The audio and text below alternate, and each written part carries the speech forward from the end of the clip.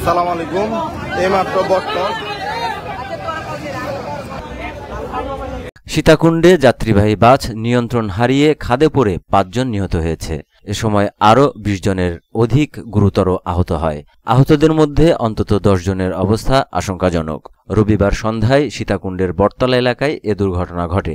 স্থানীয় ও পুলিশ সূত্রে জানা গেছে, ঢাকা থেকে ছেড়ে আসা যাত্রীবাহী সিডিএম নামক একটি লোকাল বাস বটতলা এলাকায় আসলে চালক নিয়ন্ত্রণ হারিয়ে পার্শ্ববর্তী খাদে পড়ে যায়। দুর্ঘটনার খবর পেয়ে সীতাকুণ্ড ফায়ার সার্ভিস দ্রুত আহতদের উদ্ধার করে উপজেলা স্বাস্থ্য কমপ্লেক্সে নিয়ে যায়। এ সময় চিকিৎসারত অবস্থায় একজন মারা যান। সীতাকুণ্ড উপজেলা স্বাস্থ্য কমপ্লেক্সের জরুরি বিভাগের দায়িত্বরত চিকিৎসক জানান, অন্তত ২০ জন আহত রোগীকে এখানে চিকিৎসা দেওয়া হয়েছে। এদের মধ্যে ১৫ জনকে চট্টগ্রাম মেডিকেল কলেজ হাসপাতালে প্রেরণ করা হয়েছে। আহতদের অধিকাংশরই মাথায় আঘাতপ্রাপ্ত এবং অন্তত ১০ জনের অবস্থা আশঙ্কাজনক।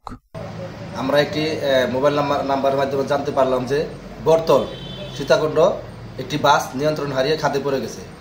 সাথে সাথে আমরা লোকজন নিয়ে সেখানে চলে যাই। যে আমরা বাস্তবে ৪ জনকে উদ্ধার করছি, মৃত ৪ জন এবং জীবিত 4 জন, 2 জন জীবিত 2 জন। চালকের নিয়ন্ত্রণ হারিয়ে হ্যাঁ, একবারে খালের মধ্যে গাছ টাছ নিয়ে ফালা দিতে।